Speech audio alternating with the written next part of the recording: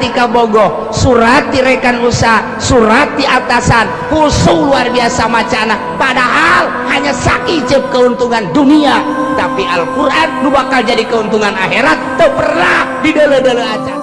Bandingkan sia waktu kerdatang babaturan sia ngahormatna sia ka babaturan sia datang ka luar biasa, dirapihan kursi, dilapihan meja, didieukeun di tempat anu istimewa, maneh ngahareupna teh aku seluruh awak maneh, wajah maneh disanghareupkeun ka babaturan sia, hate anjeun ngadengekeun ceuli, anjeun ngadengekeun ucapanana, eueuh lu kaliwat ade kata aya nu ngaganggu, nu gaganguna kam dihilingkeun kapan ku sia. Pan aing teh geus kahareup ka sia terus-terusan, kok sia teu hormat ka aing, awas sia ku aing sia. Apakah aing teh leuwih hina tibatan batur sia? Tati wa bi'ali badamu takidi minum usara wa minum duriju bidamin makana hadza jazai nasatu lakum an tukhlifuni bisuin fi dhawi rahimi wa minhum may yastami'u ilaik tina sawarena kupar Mekah nu tadi dicaritakeun teh aya kupar anu sok ngadengekeun ka anjeun Muhammad iza qara'ta di mana anjeun maca Quran. Cuman waja'alna ala qulubihim akinatan ku kaulan agung cik Allah geus dijadikeun hatena teh akinatan tutup-tutup alayabhum wal maham kana Al-Qur'an hiji hatena geus diceplok ditutup wa fi adzanihim wa qara jeung ceulina ge geus ditutupan moal daekeun ngadengekeun dina ngadengekeun dengan sakadar geugeyan hungkul. Kok atuh ku Kanjeng ku Gusti Allah dikitukeun sebabnya mengarahkan sabab pitutupeun. Allah manutupeun hatena soteh, Allah manutupan ceulina soteh lantarannya nangis nyeun sebab kana nu bakal ditutupan ku Gusti Allah kaya ning nyana buang kawarah jasa, kaya ning nyana teh ngamusuhan jasa ka Kangjeng Nabi, etalah sabab kana tutup-tutup ka hate, tutup-tutupna ceuli teu bisa ngadengekeun Al-Qur'an nu bener dengan hati nurani, dengan lemah, dengan sadar henteu geus ceuli na ditutupan ku Gusti Allah, hatena teh ditutup ku Gusti Allah, nyaho bae ka Al-Qur'an tapi ngeridit mah terus bae.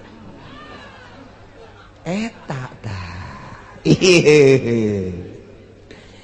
nyaho bae kana hukum teh, nyaho bae kenal bae kana hukum, tapi hatena ku Gusti Allah geus ditendenan akina, ceulina ku Gusti Allah geus ditendenan tutup-tutup.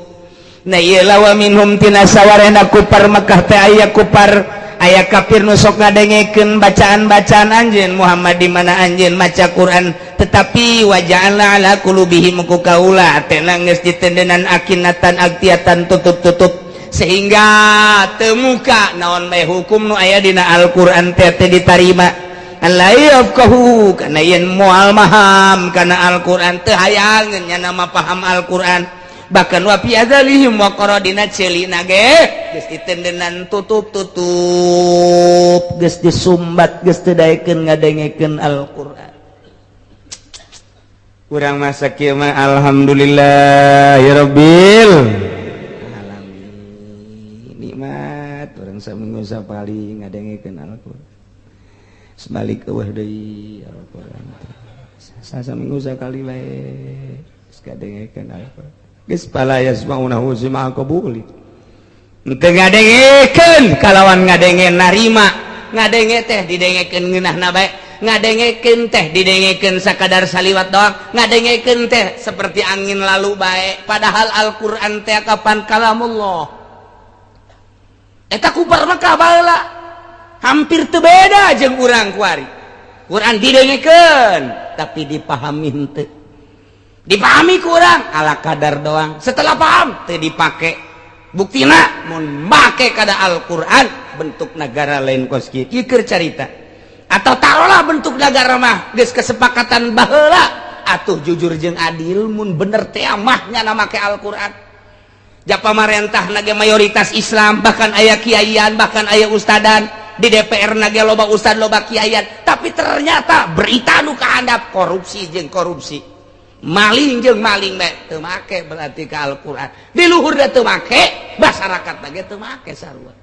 Mabok ambalaya, zina terus baik, judi terus baik. Iya hukum Al-Quran dek dikamanakeun coba. Urang sakadar panggil Muammar, sabar duit si Muammar teh. Sabar duit, ayo 3 juta, 5 juta, panggil 10 juta, panggil. Dengekeun, oh nya ngeunah. Oh nya ngeunah. Luar biasa nya ngedengek nya nangan. Wala taqrabuz zina innahu kana fahisyah. Cak Muammar teh ai praktek beres bulu dan jararina. Eta pan tadi tata wala taqrabuz zina. Wala taqrabuz zina. Wala taqrabuz zina. Tapi hukum dek di kamana. Deres keneh nu sok maca mah urang mamaca geus cara. Baca Quran teh lamun sapoe sajuz atuh bener sabulan sakali tamat. Sajuz teh asa kedeung jasa.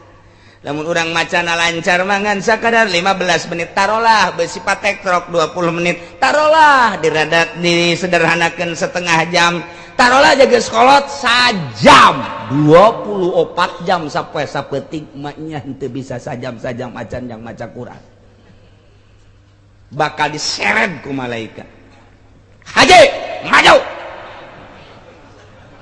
Wah nggak geter-geter nyana. Ulah nggak geter sia. Sabaraha umur sia? 70. Potong masa balik sabaraha? 70 cokot 15. Itu malaikat bae itu sia ka aing. Aduh Gusti Allah. 55 sabaraha kali tamat salilah hirup sia Quran ayo Quran sabaraha juz kabehna pemain Belanda nu paling hebat siapa pemain bola nyahoan Ruud Gullit cenah kenalan keneh ka tokoh bola dibandingkeun ka surat Al-Quran. Masya Allah. Pemain Inggris paling hebat sasya nyahoan kanu kos kadar itu menyahoan. Luar biasa riwayat bola nyahoan tim mimiti si Pele datang ke si Pelu nyahoan kabeh luar biasa.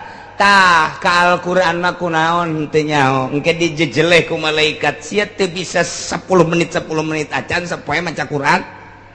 Di televisi sia sabaraha jam di televisi sabaraha jam sia dijejeleh engke urang. Masya Allah mumpung kuari urang can paeh geus balik gaji Quran cekel bae geus cak majikan ka mana ka haji mau Quran lo ngomong sia aing deuk ieu ya aing resep Quran ya cak kiai ge baca tuh teu kabaca cak kieu mata geus rabun-rabun teu kabaca hurufna ngagebleg ayeuna le si Mbak caang tah mah sial jasa cak majikan ka haji tolol ka Quran mah geus ngagebleg aya kabujur masih kene nyata nyawa aing jadi kieu ye hirup ka kula kumaha jelasan teu urang geus siaga kurang jelas. Aduh aya teh mah orang Subang teh ku jelas tambah jeung orang Lampung putih sanajan bari sok marah bae aing resep ka marahna puguh tuh eta kos kitu urang bakal disidang ya Allah ya Rabb tidak kadayekeun Al-Quran. Dina kitab Taurat aya bahasa kieu ya abdi ama tastahi minni. Wahai hamba kaula apakah anjeun teu izin ka kaula cak Allah dina kitab Taurat. Yatika kitabu ba'di ikhwanika wa anta fit tariq. tamshi fatadilu 'anil tariq wa taqudu li ajlihi wa taqra'uhu wa tadabburuh wa li ajlihi wa taqra'uhu wa tadabburih harfan harfan wa tudabbiruhu harfan harfan hatta la yafutaka minhu syai'un. Dina kitab Taurat teh aya seperti eta. Biarti adalah wahai hamba kaula apakah anjeun teu isin ka kaula datang ke anjeun surat di sebagian dulur anjeun, surat di babaturan anjeun, surat di kanu pake kacita ku anjeun, anjeun kau beneran keur aya di jalan lempang patadilu anit tarik anjeun minggir heula wa taqudu diuk heula dek maca surat eta wa taqra'uhu jeung anjeun maca wa tudabiruhu harpan-harpan sahuruf eueuh nu kaliwat hatta la yuputaka binhu syai'un. Manitaliti luar biasa. Wa hadza kitabi, ieu pan kitab kaula anzaltuhu ilaika, diturunkeun ka anjeun ieu kitab. Anzalukum fasaltu laka minal qaul, kaula neuleukeun ka anjeun ngajelaskeun ka anjeun tina ucapan-ucapan wa kam karartu alaik fihi litatammala tulahu wa ardahu summa anta muridun ahnu. Sababaraha kali ku aing supaya dipikir gede jeung panjangna jeung jerona tapi summa anta muridun anhu. Kunaon anjeun ngabalir tina kitab kaula apa kuntu ahwanu alaik min badi ikhwanik, apakah aing teh leuwih hina tibatan dulur maneh nuratan?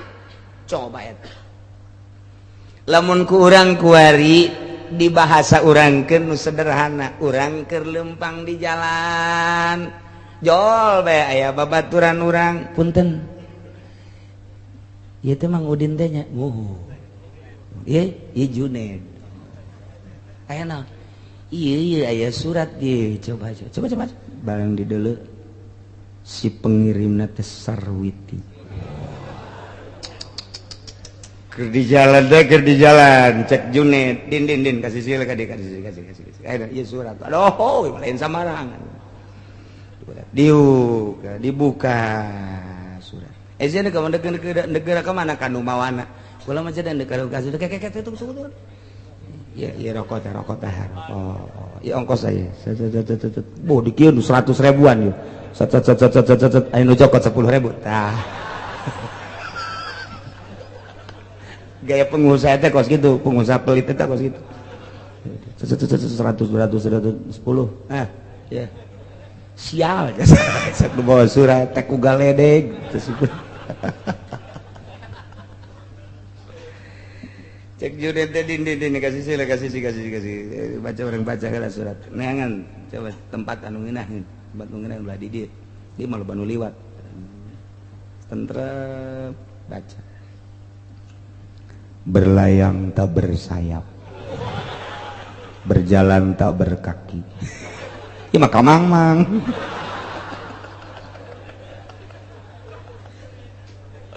Datanglah sepucuk surat ini ke pangkuanmu Junaid. Tak ada lain kecuali untuk menyatakan isi kandungan hatiku. Setelah pertemuan kita di pengkolan pada malam hari disertai dengan rincik-rincik hujan, dari situlah hatiku menggetar ingin menyatakan isi kandung. Tidak ada lain kecuali I love you Junaid. Aduh, si Junaid tadi jasa diserangan hehehe ngan teu paeh doang Junaid. Surat lagi ngalipet lagi lalaunan. Tah, siap pernah di suratan semacam eta, bungahna luar biasa. Sanggesta bunga, macan lagi unekal liwat saya tiga can. Andai kata aya suara-suara nu ngaganggu, pasti suara nu ngaganggu eta, hei bandeng sia, disentak ku sia. Andai kata rada poek pasti beli baterai heura sorotan ku sia. Kusu jasa sia eta di suratan ku eta. bandingkan jeung aing nyuratan make surat aing Taurat mun baheula kuari mah sarua bae bandingkeun jeung surat aing kasia Al-Qur'an. Pernah sia husu maca surat ti kabogoh sia? Pernah sia teh ieu bener-bener luar biasa naon kitu ngaranna memahami Al-Qur'an sakumaha memahami bahasa kabogoh sia. Urang bakal dikitu-kitu engke teh di akhirat. Bakal dikitu-kitu. Haji tadi sabaraha kali maca Quran sapoe? Sabar aja. Pernah teu disuratan ku babaturan? Pernah. Kusaha rekan usaha. Kumaha eta maneh maca surat aboh luar biasa husu jasa. Sebab didinya aya kauntungan. Kula disuratan ku ti Bandung cek jenna teh di dalam suratna tidak ada lain engkau harus mengirim barang. Udahlah urusan harga diatur saja. Andai kata di situ suka dikeluarkan satu pasang sendal itu 20 udah saya beli 40. Udah nanti datang barang saya transfer uangnya. Pan eta sia husu jasa lain husu deui. Woh di otak teh anu geus kabayang lain duit Innova. Husu jasa husu aya nu kaliwat heueuh tah eta teh. Atawa surat di atasan ka bawahan atawa surat perintah aya nu kaliwat dibaca moal aya kabeh ge husu jasa. Resep lain resep deui lantaran aya kauntungan anu luar biasa. Haji siap baca Quran teh eta pan surat ti aing husu tante Haji henteu osok dibaca cara boga Qur'ana leungit. Tadi dibandingkan ke orang surat di kabogoh, surat di rekan usaha, surat di atasan, husu luar biasa macana. Padahal hanya sakicep keuntungan dunia, tapi Al-Quran nu bakal jadi keuntungan akhirat teu pernah didele-dele acan. Andai kata didele salah makrotna, andai kata geus bener teu husu deui macana. Deuk kumaha sia ieu hirup. Urang lamun deuk kitu-kitu coba di akhirat tade kumaha minta tulung ka saha? Nah, nu mantak gunakeun coba sesahirup kuari nu geus umur 60 tahun geus ulah keluar-luar di kamar bae. Gas ulah keluar-luar aing mah deuk di kamar bae. Bebeja ka anakna, abah deuk di kamar bae. Emang kunaon? Kawin deui jeung anyar. Tah, baca Quran teu bisa. Loba ustad di lembur. Cenah hese jasa janeanganana anu aya kula mah teu pernah. Pernah mimiti ge maca Iqra aya ngejah aya. Mantak naon atuh selangkeun waktu atau guruna datangkeun ka imah dan ka detat kunaon maji baheula malah baji dor ieu lah ngaku bae hayu hajang bisa maca Quran udah daek magahan mamang di dieu atuh daek bae mamang macan pernah aja bisa maca Quran mamang mah kudu ti Iqra heula tuh mang maji geus pokona mah bayaran sabaraha cak tuh sia masuk aju bayaran gitu sabaraha itu bayaranna cek usapan ku ge boga anak pemajikan ku karena Allah bae oh angel ka bisa karena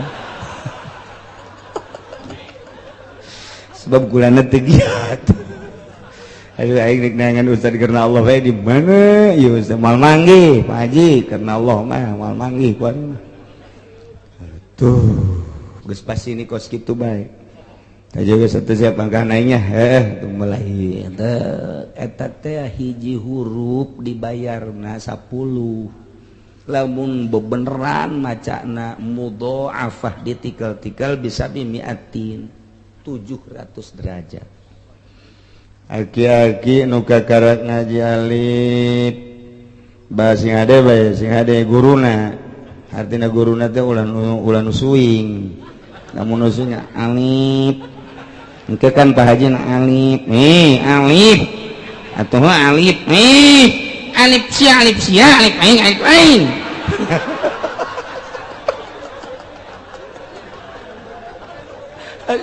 si ada guruna tah ieu mulai Pak Haji alif batasa jim terus eta hiji huruf 10 datang ke khusu dibayar 700 datang ke bisa Masya Allah luar biasa pintu surga terbuka bidadari geus Haji Junaid Allah karim. Gas aing moal nonton TV. Aing endek ngagunakeun waktu aing, ngamangpaatkeun waktu aing. Jati leuletik aing nonton TV bae jakos kieu keneh. Aing dek ngamangpaatkeun waktu aing mun aing dibere 63 ku Gusti 3 taun deui aing paeh. Aing asal boga ridho Gusti bae. Los, TV yang sia ka anakna. Gantian nu bagus ka dieu. Pak, abah sepeleng tanaon di abah. Bikin ke anakna. Lah yang sia teh mah. Kunaon emang? Loba etaan, rumeuk cek geuna teh. Loba sireuman, abah mah hayang jelas. Cih, ya abah kos kieu teh. Aing lalagaan los yang sia. Moal aing. Aing moal ngadengikeun radio, moal ngadengikeun TV, aing maca Quran 3 taun deui, aing mun galibna 3 taun deui paeh. Aing rugi can bisa maca Quran. Tah eta Ki Haji Pohara Jasa tah make. Pohara Jasa tah geus istimewa bae tah make haji nu geus nokos kitu. Masyaallah. Engke lamun di sidang haji, Junet ayo. Ya, Pak. Baraha umur? 63, Pak. Barakali ieu maca Quran tamat da sapoe. Teu pernah pangan di akhir kula ieu bodoh. Haju kula ngayanan kitu ngaranna ngundang guru. Saha guruna? Aya Salim. Lim sia guruna dibayar. Ai jangjingna nabi bayar ka dia da henteu. Ah guys, bener geus datang ka mana? Alhamdulillah bisa maca Quran. Jadi kula kuari maca Quran lantaran atuh awal-awal anyar-anyar bisa nangis kula mah ieu mat deuleu bae di imah kula geus eueuh TV eueuh radio. Kula mah ngahaja bae maca Quran bae tah 3 taun kula maca Quran. Masyaallah. Eta nu umur 60 tahun teh bajidor jalan di Jakarta baheula main dadu main remi dan lain sebagainya. Eta teh aku baca Quran 3 tahun tobat bebeneran guys surga. Ya Allah ya Rabbi aya deui bahasa kieu ya abdi hei hamba kaula cak Gusti Allah yaksidu ilaika ba'du ikhwanika وتقبل عليه بكل وجهك وتصغي إلى حديثه بكل قلبك فإن تكلم متكلم أو شغلك شاغل من حديثه أو مات إليه أن كف. Hei hamba kaula aya nu datang ka anjeun babaturan anjeun luar biasa ku anjeun dihormatna anjeun menghadap ka seluruh awak anjeun hate anjeun ge luar biasa ngadengekeun kana caritaan-caritaanana.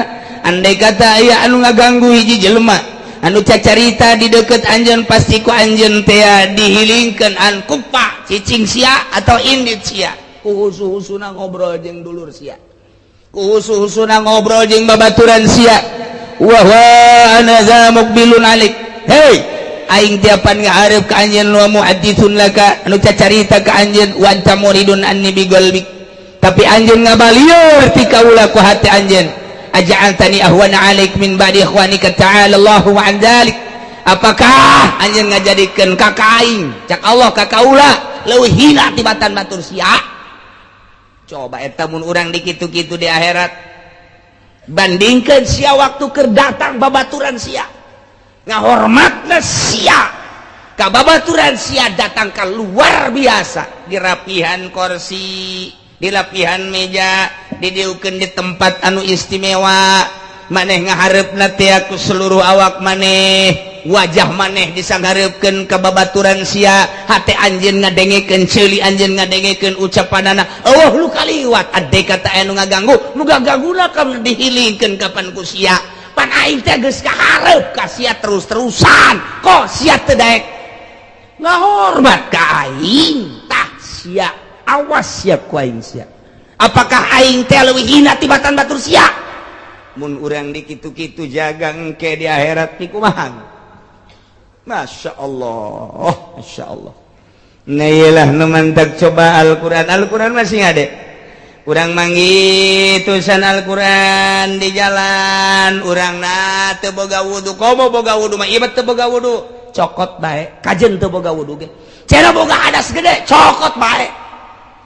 Kunaon eta Al-Qur'an sing hade besi pajar ngahinakeun urang ka Al-Qur'an. Allah Maha Uninga abdi ngahormat ka Al-Qur'an sanajan teu boga wudu. Cokot simpen di tempat luhur. Quran mah teu meunang ditendenan duit di dieuna sing hade Quran mah lain deui. Quran mah teu meunang ditumpangan kuno nanaon sing hade ieu Quran di luhurna ditumpangan kitab fikih, kitab nahwu teu meunang. Komo ku majalah-majalah lain deui Quran. Mawa Quran mah sing hade teu meunang sambarangan kudu benar-benar penuh takzim. Ditendeunlah kurang nu pangluhur-luhurna. Ieulah Al-Qur'anul Karim. Baca kurang Al-Quran Allah maha uninga Gusti pantes jasa nu geus kolot mah komo nu ngorang pantes salat a'udzubillahi minasyaitonir rajim bismillahirrahmanirrahim alif lam mim dzalikal kitabu la raiba fihi hudan lil muttaqin. Aya anak da kadenya bah gandeng abah ke maca Quran ya timah ya naon tadi balanja cenah belanja nu aya bae lah di imah di ditu bejakeun ka mancanna nu aya bae abah sia geus kitu jasa jaga ya di balanja gegeran alladzina yu'minuna bil ghaibi wa yuqimuna as-salata wa mimma razaqnahum yunfiqun jol bae pemajikanna aje kaji ayeuna ulah ngaji bae tadi aya budak datang ka dieu minta duit balanya aya mana nu aya bae tiba heula nu aya bae betul ngaji bae balanja ya sadaqallahul azim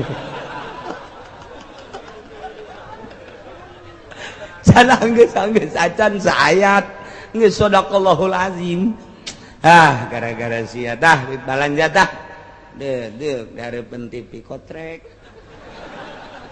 2 jam dihareupeun TV maca Quran saya teh anggeus aya di TV 2 jam saeta engke bakalna disidang ke dihareupeun sabaraha ayat sia maca Quran saayat teh anggeus aya Quran teh dianggeuskeun atuh pan kaganggu ku pamajikan atuh beres mere duit atuh ka mana hareupeun TV aju anggeus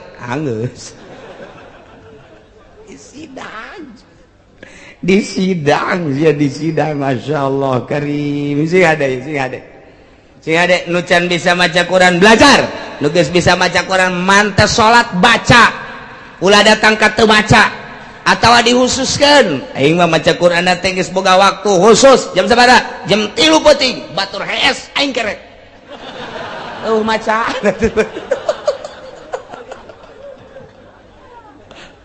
ya Allah, ieu Quran lamun kurang dibaraca kabeh leuleus hate leuleus. Pejabat ge lamun sering maca Quran leuleus hate. Leuleus moal daekeun maling leutik-leutik mah komo.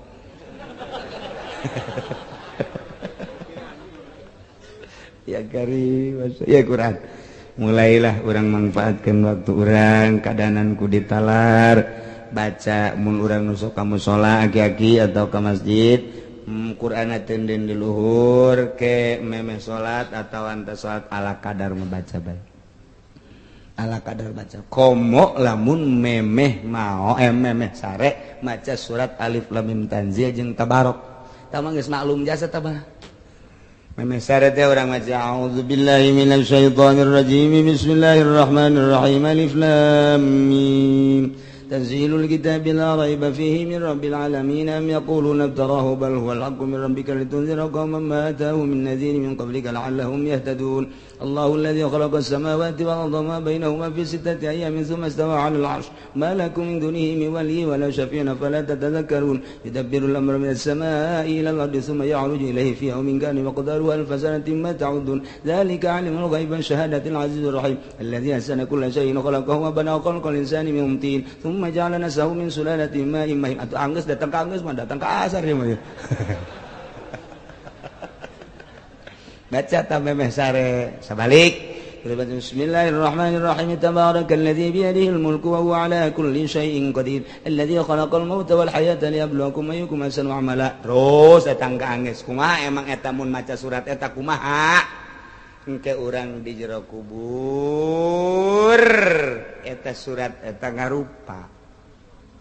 ngarupa jadi malaikat Al-Qur'an eta fasyafa'ahu maka nyana nyapaatan nulungan nyana geus cicing we di dieu jol we malaikat man rabbuka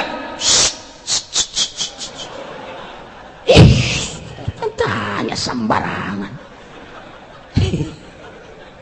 cek malaikat gitu bisa alif lam mim tanzil tabarak ieu kulai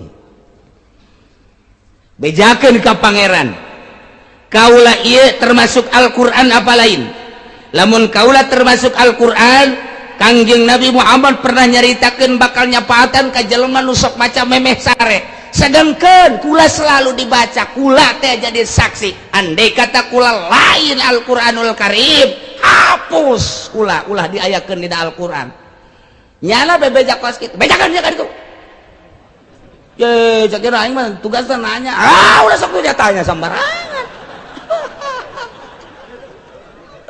tinggal urang we nuhun salamat hiji geus beres jana indit tukang nanya nomor kaduana bilatung jeung cacing nu endeup ka nyana kunyana dikoe bilatung maka jeung wawanianan sia Noel eta aing teh tabarok aing teh alif lam mim tanzil nucak Kangjeng Nabi Muhammad mun dibaca memeh sare tah eta teh dijamin moal dikukumahakeun di jero kuburanna pan aing saksina can kiamat mah eta tahadamna kieu bae di dinya kieu bae di dinya di kuburan engke nyambung deui pas dek ditimbang amal timbang amalnya nak kalinya guji nya nangis dadah we tenang je aduh coba eta teu ngeunaheun kumaha memeh sare alif lam mim tanzil jeung tabarok eta mah pan sering biasa eta mah diceramahkeun ku kiaina kiaina ge emang telok maca ieu atuh teu nyambung Gusti nah iyalah wayahna komo nu geus kolot mah saya baca di tamahlah tu ayat iya di majmu nu mantak dipuat di majmu syarif kita teh supaya dibaca hampang saya tetalar mengeus ngalawudu heula langsung bae memesare bismillah a'udzubillahi minasyaitonirrajim bismillahirrahmanirrahim alif lam mim tanzilul kitabi la raiba fihi min rabbil alamin am yaqulu laftarahu bal huwal haqqu min rabbika ya qaumam atau lain am yaqulu laftarahu cek pemajikan anak kaji heuh aing kos kitu mah tunggu sak kula geus teu make calana ieu buringas deui teh Ki Haji ngadege teu make calana buringas geus sadaqallahul azim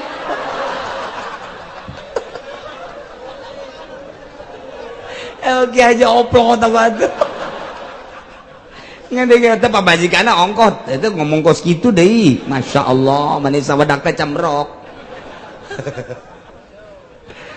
eleh bae eta padahal eta Allah keur ngomong ka urang urang ku makhlukna eleh padahal urang teh kumaha Quran teh keur ngobrol jeung Gusti Allah urang teh keur ngobrol jeung Gusti Allah a'udzubillahi minasyaitonir rajim bismillahirrahmanirrahim eta kalamullah alif lam mim tanzilul kitab alif lam mim tanzilul kitab la raiba fihi min rabbil alamin eta keur ngobrol jeung Allah lamun waliullah mah geus lupa darata geus teu inget tanaon aya urang mah da pamajikan sawadak geus ulah kieu we tanzilul kitab la raiba am yaqul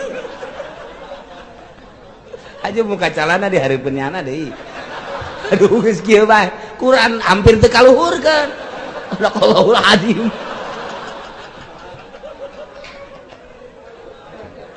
ya Allah ya Karim Al-Quran baca ulah datang ke anak orang besi encan bisaeun maca Quran keuseukeun Quran siap baca ganjaranana nya anaknya bapak lain letik-letik ganjaran tes Quran geus sabaraha bulan sia ngaji di Ustaz eta aya 5 bulan mah coba dites emang abah bisa atuh deket tes gua cak anakna abah ge hayang bisa maji bah tuh tadi itu ka ustad isin abah tuh dasar abah neraka atuh eleh ku anak baca tes kurang anakna ya bisa kita datang ke mana bisa ya budak maca makhrajna kudu rapi bikin adi tuh ke mana Haji Soka ke Badul Salam atau ke Badul Wase atau ka ka Ustaz Sodikin atau ka ditu ke Banten guys ayo ke Banten guys ya di Banten mah koplaknya beda bulan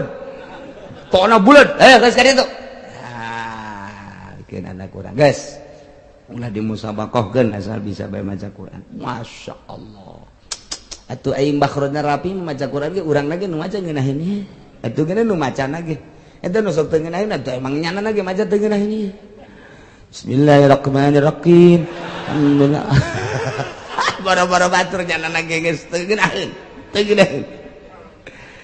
masyaallah bacana ieu wa minhum may yastami'u ilaik inna sawarena ku permekah teh aya kafir anu sok ngadengikeun ka anjeun Muhammad di mana anjeun maca Quran cuman waja'alna ala qulubi makinnah ngan kami nu agung cek Gusti Allah geus kajadikeun tutup-tutup ka jero hatena supaya henteu bisa mahamkeun kana Al-Qur'an celina deui dicocokan nu mantap ku Gusti diperlakukeun seperti eta lantaran nyana nanyeun sabab-sabab mengarahkan dinya wa iyarau kulla ayatin la yu'minu biha namun manehna neuleukeun sakabeh ayat tetep bae anjeunna moal ngimankeun ka eta ayat hatta idza ja'uka sehingga di mana-mana aranjeunna datang ka anjeun dek maduan ka anjeun yaqulul ladzina kafaru maka ngaromong lah jelema nu kalalapir teh Muhammad nu sok dibaca ku anjeun teh horenganan bahasa kos kitu mah kami geus nyaho ti buku-buku nu ku kami sok dibaca in haza illa asatirul awwalin teu aya tama Muhammad Al-Qur'an nu sok dibaca ku anjeun mah in illa asatirul awalin kecuali eta mah dongeng-dongeng ucapan-ucapan kaum-kaum nu baraheula eta mah ucapan-ucapan pikaseureun eta mah ucapan-ucapan pika aneh henteu mah hanya sekedar dongeng-dongeng doang masyaallah hum yanhauna anhu wa yanhauna anhu wa yuhlikuna illa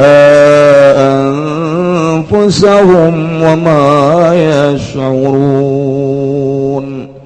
ayat ini diturunkan ke Abi Thalib teh paman Kangjeng Nabi 10 bersaudara pamanna teh diantarana Abi Thalib setelah teh aya Ki Abdul Muthalib aki Kangjeng Nabi nu ngurusan Kangjeng Nabi dipundhut ku Gusti Allah ku ari Abu Thalib anu bertandang selaku paman ngurusan Kangjeng Nabi terus diurus hanjakal teh diberi hidayah ku Gusti Allah sehingga ngurusan baik bentuk ngurusanana henteu lalawora lain sederhana bahkan anu dek ngahancurkeun Kangjeng Nabi nyana jadi kalang dadana anu dek ngarusak Kangjeng Nabi nyana kalang dadana anu ngahinakeun ka Kangjeng Nabi nyana kalang dadana anu dek ngabahayakeun ka Kangjeng Nabi milaraan nganjerikeun nyana di hareup kalang dadana tapi rahasia Allah teu iman mamang nu jadi kalang dada aya naon ti Abu Jahal nyana kalang dadana aya naon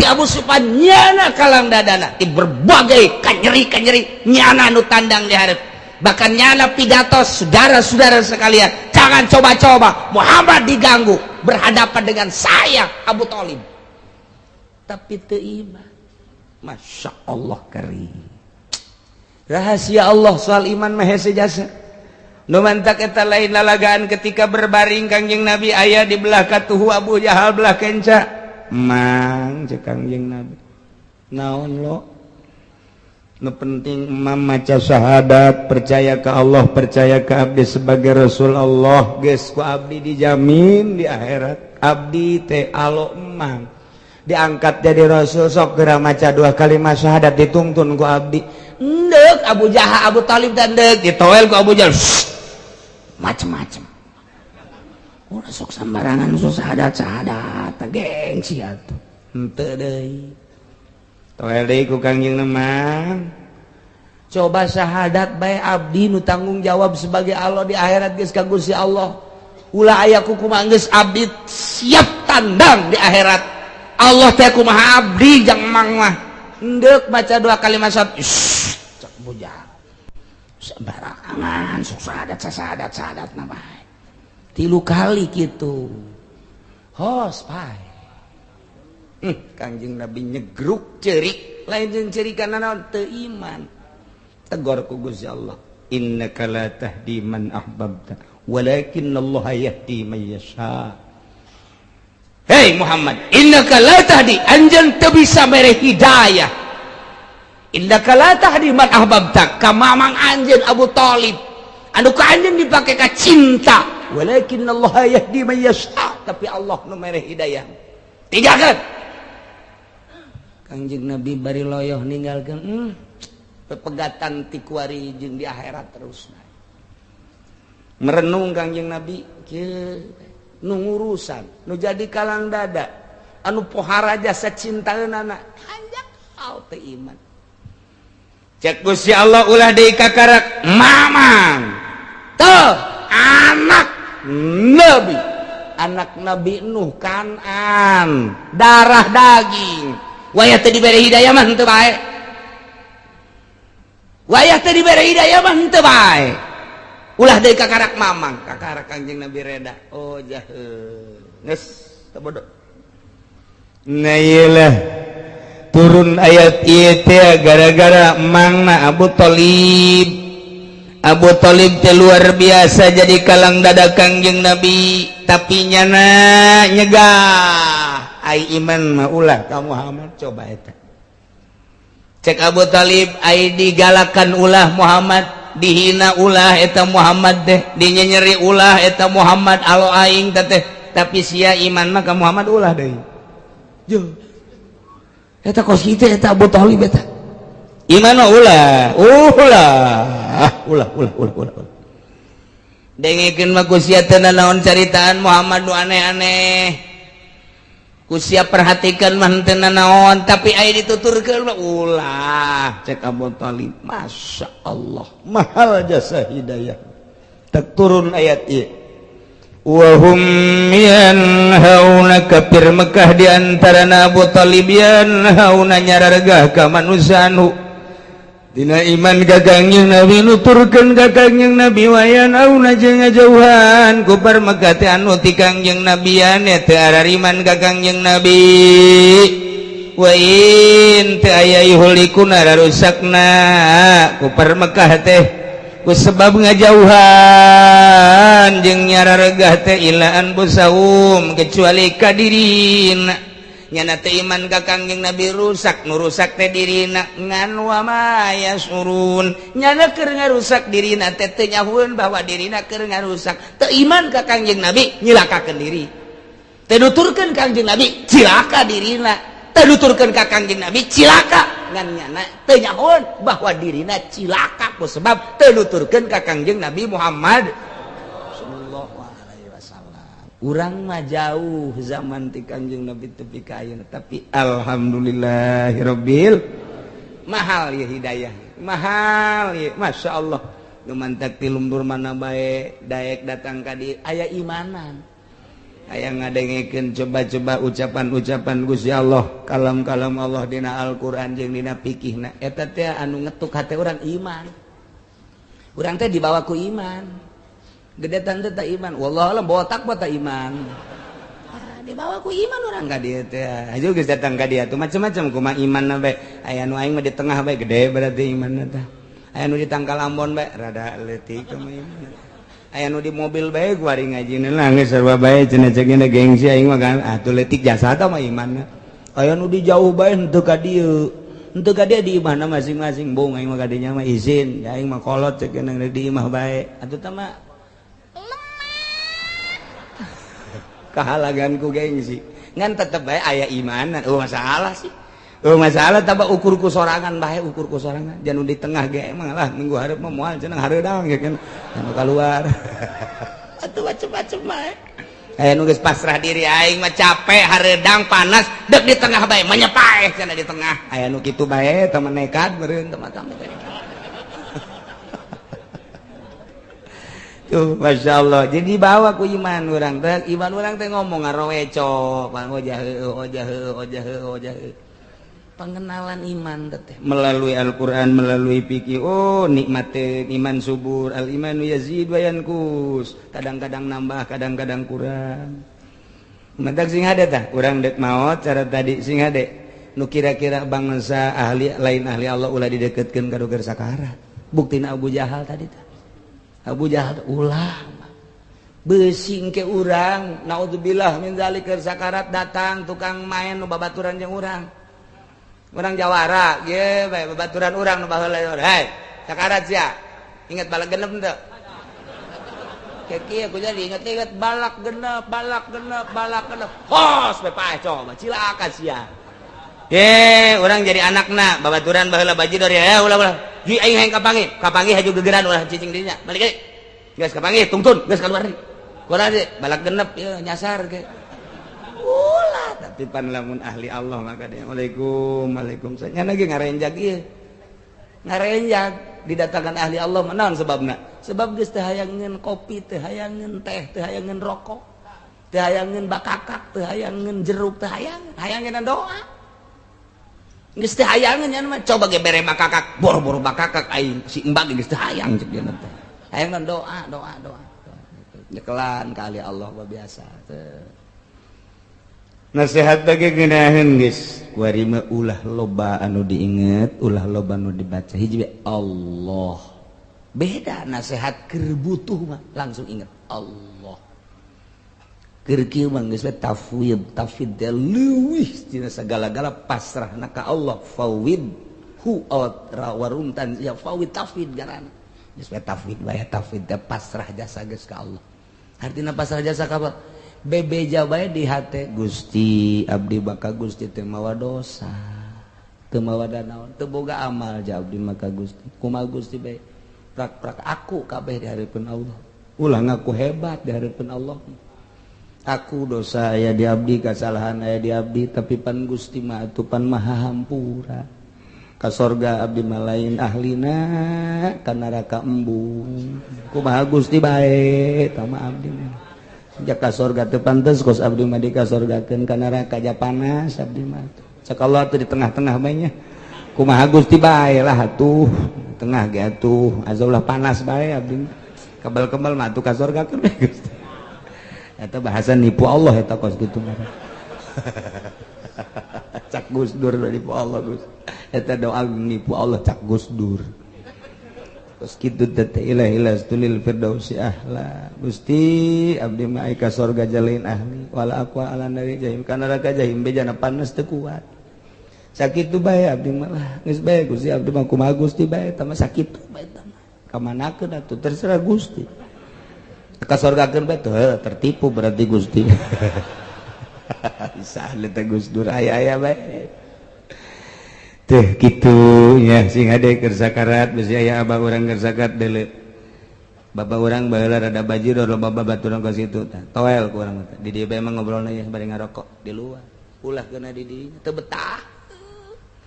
betah mah ya santri ya kiai ngalayat toel ulah kebal-kebal pan eta kiai Golkar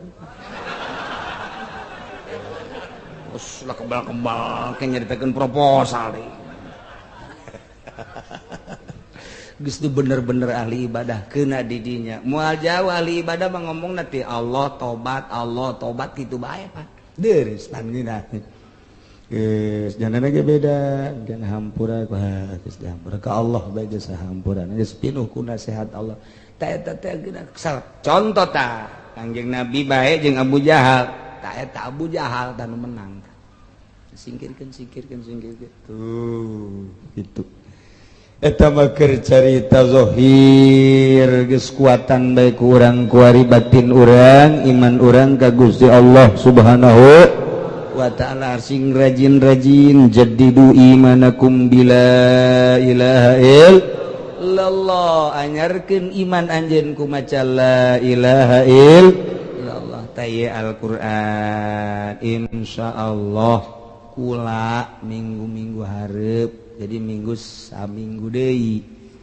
informasi baitikwari bakal nyaba ka negara anu di mana Quran diturunkeun bakal nyaba ka nu mawa syariat ialah Kangjeng Nabi Muhammad sallallahu alaihi wasallam bakal nyaba ka Imam Ghazali nu boga kitab Ihya Ulumuddin bakal nyaba ka negara Tuan Syekh Abdul Qadir Al-Jailani jadi lalakonna panjang tapi ke ngaji minggu hareup masih ngaji insyaallah kula berangkat namun teu Salasa Rebo ke keputusanna poe isuk antara Salasa jeung Rebo daya berjumlah 92 orang kiaina Ki Uding Putat milu Kiai Haji Jamaluddin Pandeglang milu tadi nama di dieu mangan kula dong kula Yasin Jimu Haji Entoh tadi nama prakara yang milu kabeh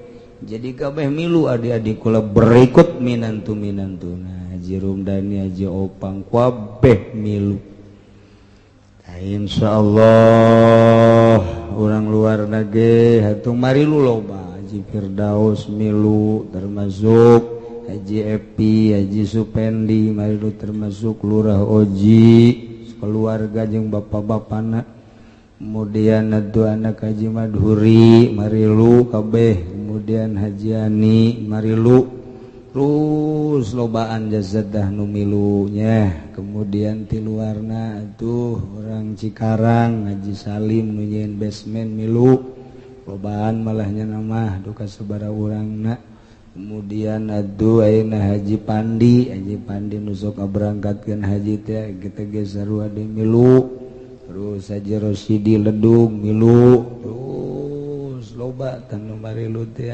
tadi nama dek 20-an bae tapi hayang milu naik 50 hayang milu naik 60 hayang milu naik deui 90 geus tutup warga lamun dibuka di wasi keneh aya keneh bae loba keneh ke kakarak pertama ieu mah eta kakarak teh ieu pertama besi kumaha di ditu da besinon gitu maksudna bercecer dan lain sebagainya kuari lamun dibuka bae nu lapor ka kaula loba jasa anu hayang milu caknya mah ka Bandung meureun ye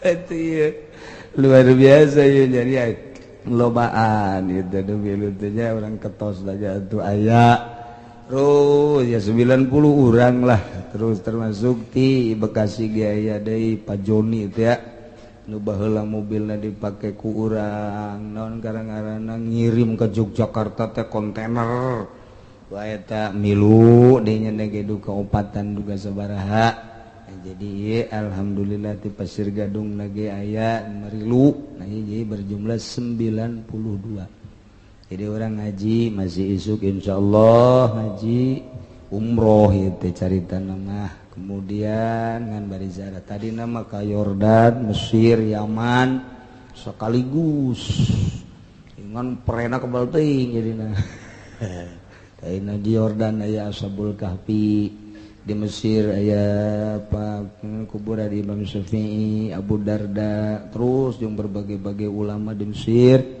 kemudian tadina hayang ke Palestina hayang ke Masjidil Aqsa kemudian hayang ka Yaman jadi loba kuburan-kuburan para nabi jeung para wali hayang ka Turki ternyata dihitung-hitung waktuna terlalu panjang akhirnya cuman ke Baghdad ke Iran Mekah Madinah teh sakitu ke minggu hareup masih ngaji kemudian berangkatlah Selasa atau Rabu insyaallah jadi diperkirakan orang libur 2 minggu liburna 2 minggu kemudian ngaji deui moal kebal deui Ramadan libur deui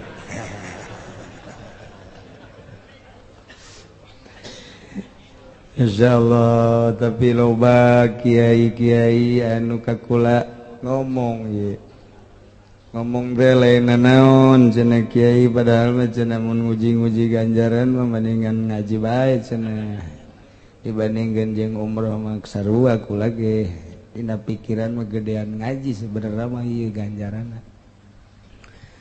jeung mempertahankeun mah lain kiai pedagang